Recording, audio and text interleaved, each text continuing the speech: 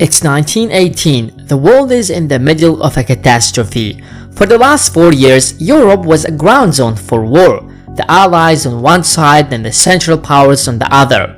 Tens of millions of people have already lost their lives. However, that's nothing compared to what was coming.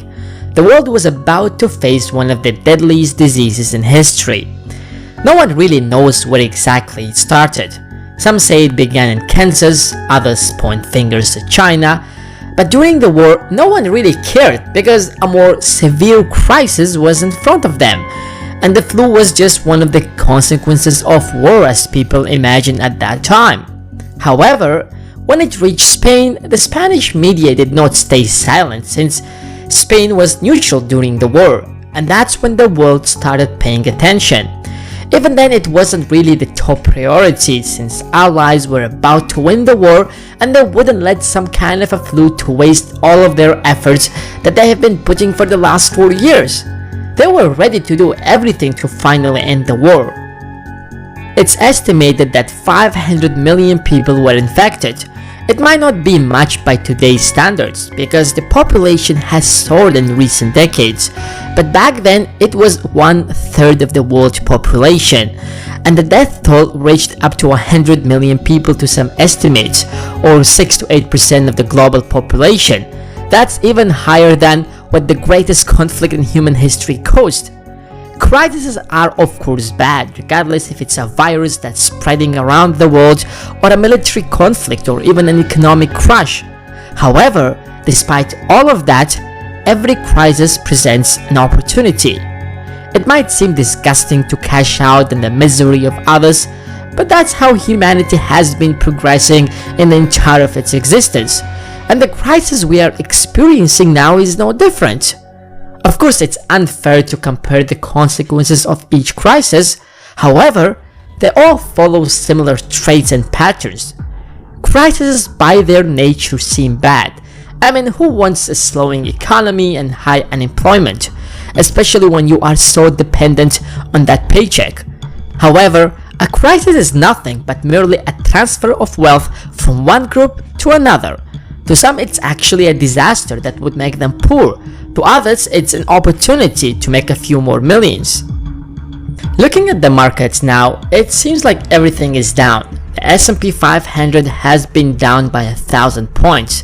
Still, it had recovered a little bit, at least at the time of me writing the script, because before you get to watch the video, it must be recorded, edited, sent to an animator, animated, and then finally uploaded on the channel.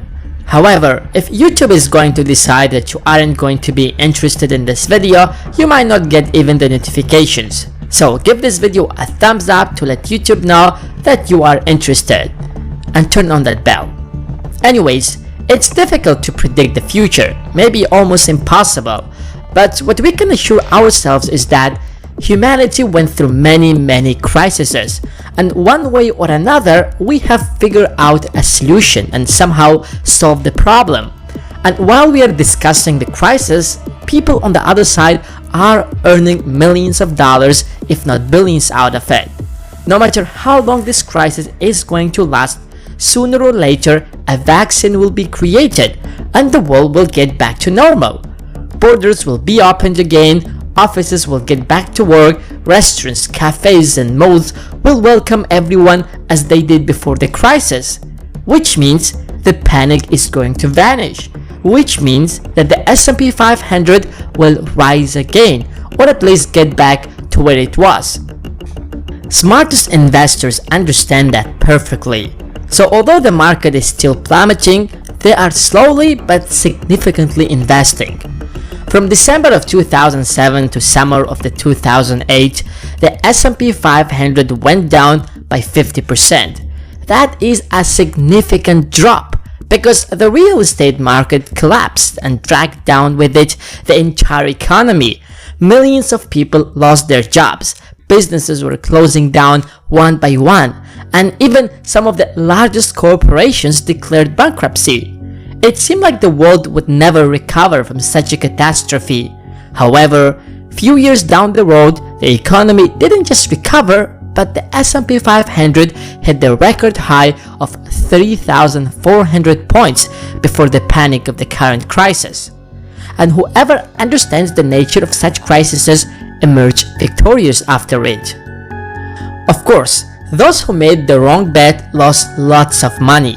That's why it's important to understand how the crisis is impacting the world. Which industries is it boosting and which ones it's destroying? And even those industries that are suffering, which companies would survive the storm and which ones wouldn't? In March, the United States has banned the entry of all foreign nationals who have traveled to China, Iran, Austria, Belgium, and many other nations 14 days before their arrival.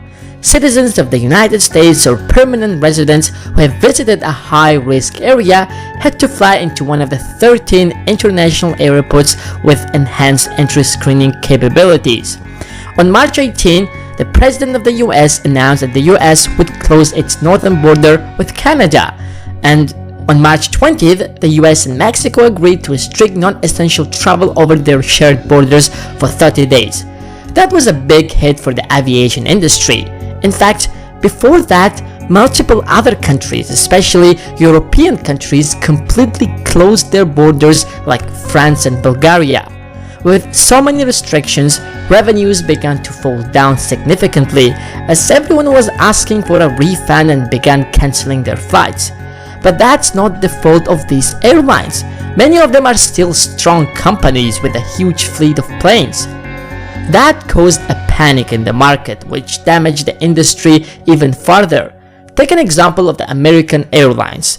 The stock price literally fell from $30 to just $10.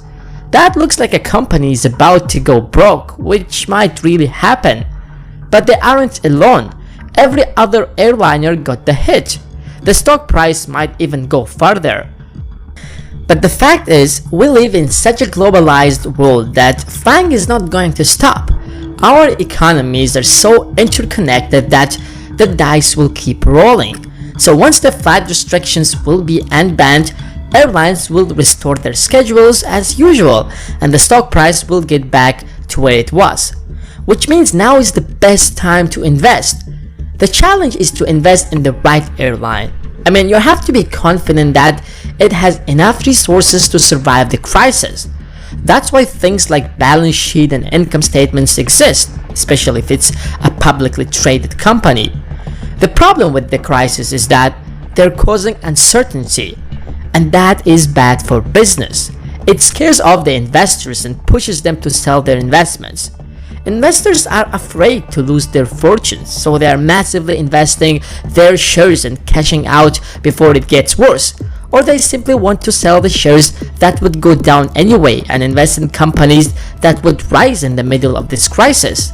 But regardless, it is going to reduce the demand of certain companies, which would lead their stock prices to plummet anyways. Let's take another example.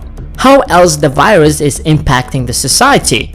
Entire nations are declaring quarantine and advising their citizens not to leave their homes, including the United States, which led to fewer people to move around.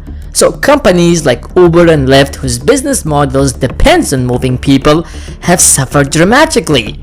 In under a month, the stock price went from over $40 to under $15, but it's slightly recovering already. Uber was already doing pretty bad before the virus, so it suffered enormously.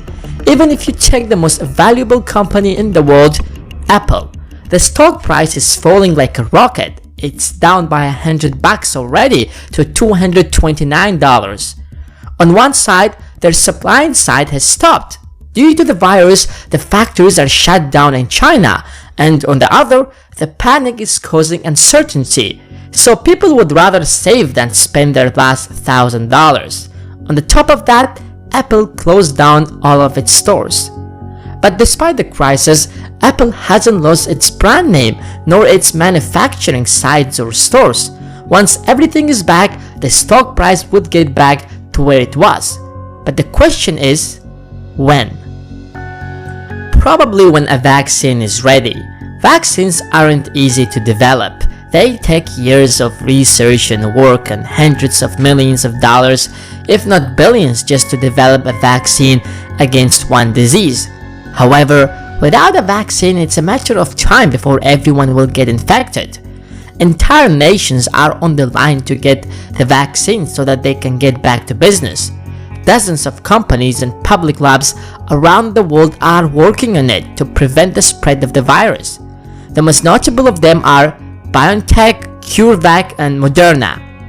This is the stock price of BioNTech. It literally surged once the panic took over the world. Just take a look at this graph. So whoever is going to create the vaccine first will profit enormously. As we have mentioned before that a crisis is a crisis for some but an opportunity for others.